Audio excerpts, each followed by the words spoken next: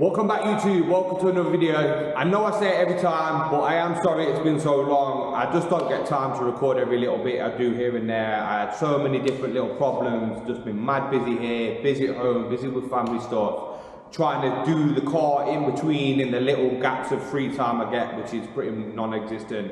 Had loads of problems, sorted the problems out. Ran it for the first time yesterday since rebuilding the engine. So before I do too much talking, I'm going to cover all the problems I had. I'm going to cover everything that's changed. I'm going to bring you in close and check everything and show you everything that's changed. But before we do that, let's show you the new setup so I'm not just rambling on for ages. Let's bring you in, let's let you see everything, then we'll go over it. So without any further ado, here's the new setup.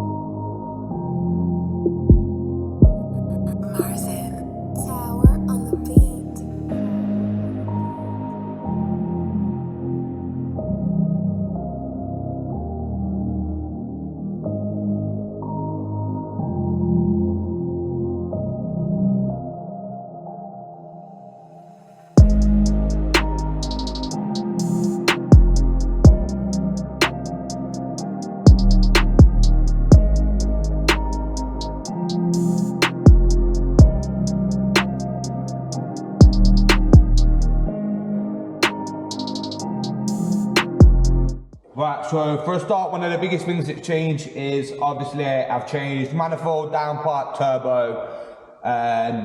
So what I've changed to and why. So before I had the CTS turbo log style manifold, which to be fair is the best style log manifold you can get, but it's still a log style manifold. So what I've done for this is PSP in Bulgaria. This is a Sidewinder manifold. It is a true T4 twin scroll, and it's got a T4 divided AR housing as well. It's got two 45mm turbo smart wastegates. I did have one 45mm turbo smart wastegate before, now it's got two, one on each runner. So it was made by PSP in Bulgaria. The downpipe was also made by him as well, and it's a 4-inch downpipe. It only goes like halfway down, so then one of the lads that works from there, he's made basically another downpipe that goes from 4-inch to 3.5 inch. So further down it will go from 4-inch to 3.5 and then meet the exhaust reserve, which is 3.5. So we've gone up half an inch in the downpipe.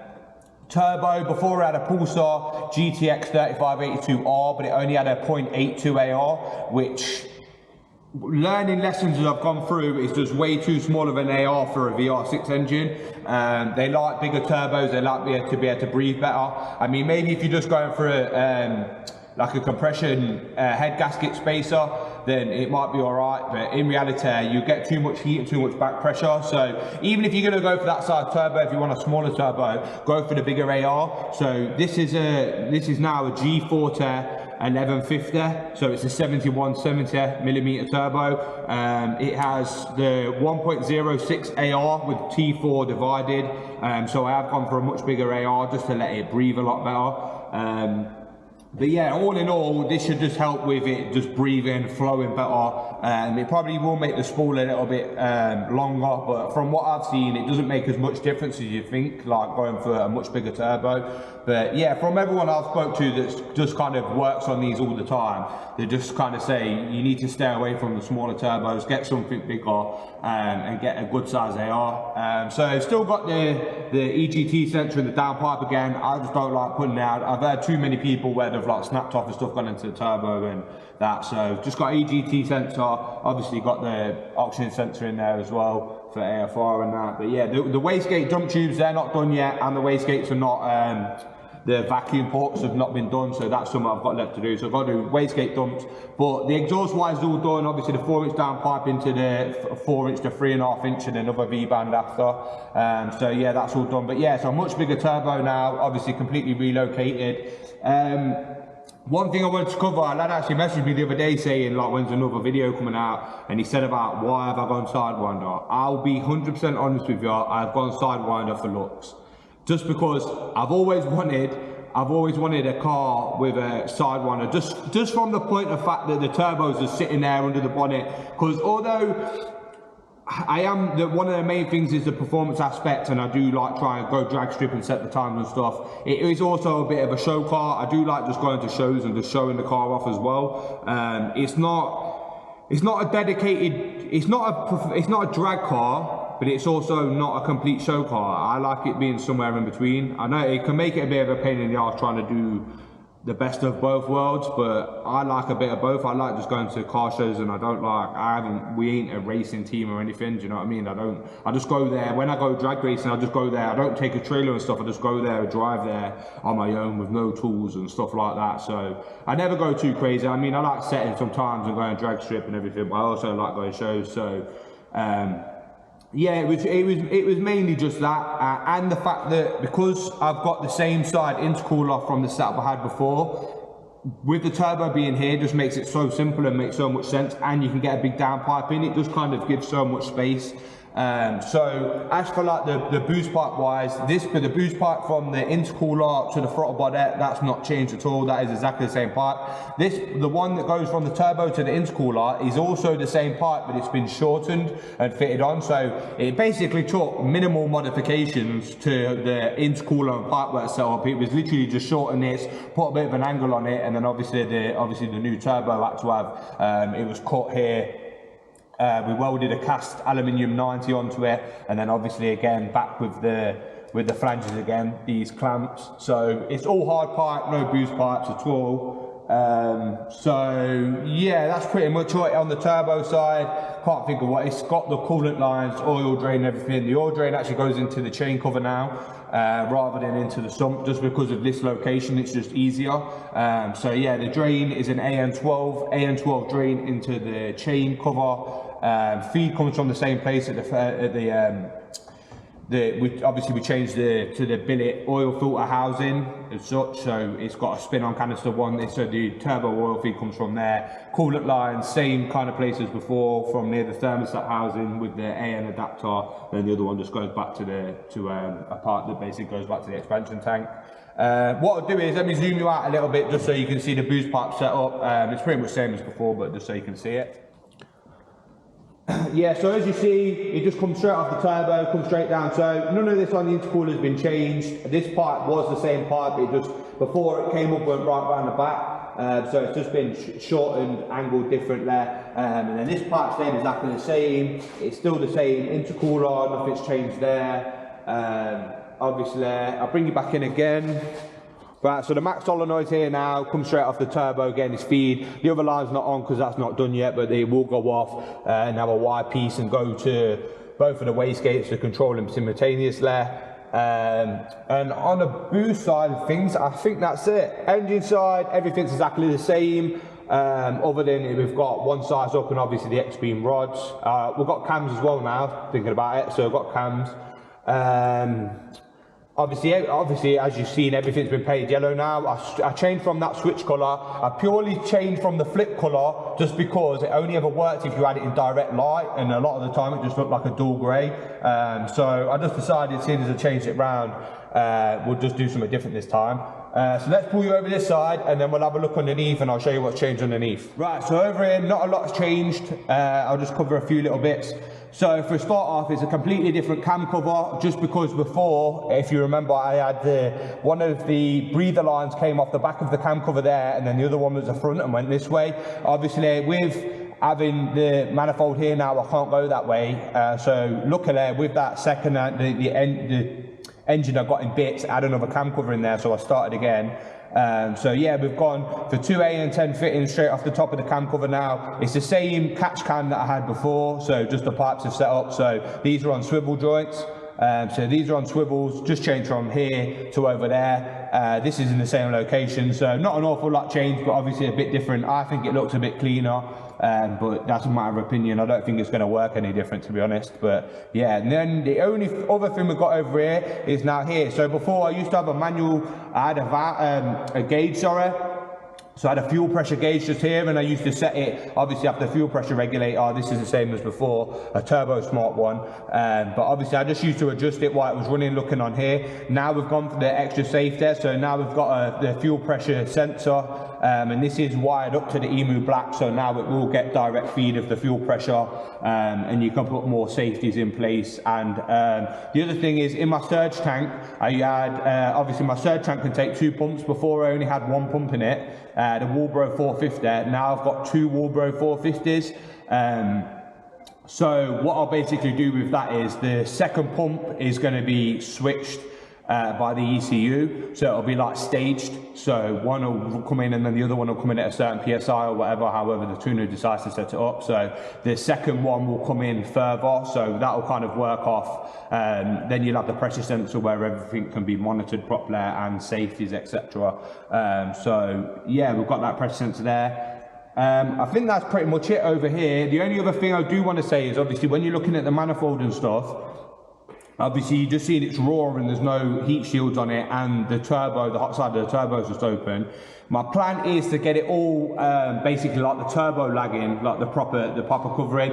I just ain't got the time or the money at the minute to just be spending it on that. So because I've got to do the engine braking, basically the idea is to do the engine braking, leave it how it is, and then when I'm happy and I'm ready and everything's good, I'll then pull it all back off and get it done properly. I don't want to wrap it or anything, or even spray it or anything, because it just don't work as well. The only thing that really works properly is getting the proper like OEM style heat shielding stuff done, but it is expensive. So I just wanted to make sure everything, and the last thing I want to do is spend all the money on that, find there's a problem with something else. So I've just decided, let me just get it all on, let me get it all sorted, and then when I'm happy and I'm ready, we can take it back off and get that done. So if you're looking and thinking that's going to be mad hot, you are right, it will be, and it is going to get sorted. I'm probably going to get a turbo blanket for now, just because there is some wiring over there, and even doing the engine braking, I just don't like the heat being over there. But all of it will be proper, have heat management all down the road, it'll all be done, as well as other further upgrades. So my fuel, my injectors, although I've got the second stage pump in there, I've also got you've probably seen a previous video, I've got now an ethanol content sensor. I won't be going ethanol at first because there will be upgrades. I'll need to do upgrades on the box to run that kind of power. I need bigger injectors, so I'm still on the same 1000cc Bosch injectors, but I will have to go bigger when we go ethanol, and a couple of other bits. The biggest thing is getting the gearbox to handle it, which I'll cover in a second. But yeah, I think that's pretty much it from under here. What I'm going to do next is, let me show you underneath. I'll cover the DQ500, and then that's pretty much going to be it for this video, and then the next video will probably be when it's running. So yeah, let's set it up and I'll show you the DQ500. Right, for this one I'm just going to hold it in my hand. Don't worry about the little leaks of antifreeze and stuff. I've got a little bit of a coolant leak, which is going to be sorted. Obviously you can see the billet spacer plate all the way around here and up there. So obviously that is the VR6 to DQ500 adapter plate. It's got a new dual mass flywheel, the one needed for the swap. But yeah, you can see it's tight in some places. So de-pin and re-pin the plug, that's pretty easy and straightforward. If you're on DQ250 already, you can just take the pins out of that plug and put it into the new style plug without having to cut any wires, etc. And then it's got a different dog bone mount. I've got the part number for that if anyone needs it. You need the angle drive or transfer box, whatever you want to call it. This is also off at DQ500. Drive shafts, again, drive shafts are new because you need these drive shafts for DQ500 side as well, both sides. So yeah, new drive shafts, starter motor, dog bone mount, and then the transfer box and gearbox. And then you can see up there as well, that's that downpipe you made there. Let's see if you can show around there. Got the back, maybe look from this side as well. See there, it's quite close to the prop. It's about as best it could get, but yeah, goes 4 inch to 3.5 inch and then back onto this exhaust here. But yeah, all in all, I think that's about it. To be fair, there's probably things I've missed. But I mean, as far as the DQ500, it's been pretty easy and straightforward. One of the reason I won't be going ethanol yet as well is because, again, due to everything else costing so much money, I didn't really have the money to go uprated clutch pack, and then you change the center of the flywheel as well for like a solid one. But basically, them two together, it's like $2,000, and then as well as like the heat management, which is probably more important because it's even going to be needed just to run this power at start. So, because my power goals, I'm ideally looking, I would like to hit around 700 on pump fuel, and then more on ethanol, but obviously the heat management would be more important. So it was just kind of like, let's get the engine braking done, get everything done, then I'll do the heat management, we'll enjoy it at the power it is for a little bit, and then later down the line, when I kind of get used to the power a little bit, then we'll maybe look at putting ethanol in it. And I mean, it would be nice if I could break 1,000 on ethanol. But even then I'll probably knock it back a bit, because I'm not looking to do nothing crazy. I can't be asked with the braking all the time, but to be honest, I would like to do a glory run of 1,000 if possible, as long as we don't have any problems. But obviously for something like that, I'm going to need the uprated clutch pack, the center for the dual mass flywheel, the heat management, and probably other little bits and bobs of, because there's always little teething problems and faults you find here and there that's probably going to arise. But we'll wait and see. But I did run it. I'm not going to run it now, just because I really want the tuner to jump on first, because there's things that have changed and stuff. But I did just make sure it started, and it did start. So it's got braking oil in. But yeah, over the next few videos, it's just probably going to be the braking period, and then after that, we'll start turning it up and leaning on it a little bit and see where we go. But yeah. There's probably things I ain't covered. If there's anything you want to know, just drop it in the comments. I always try and get back to people.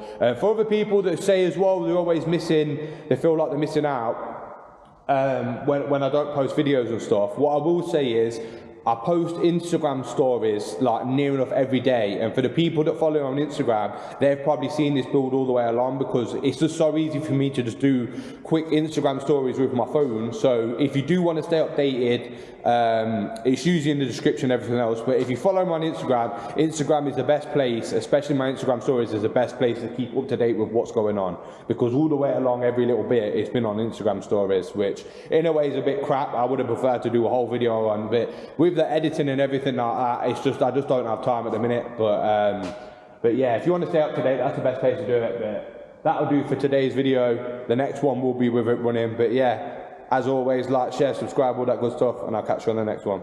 Peace.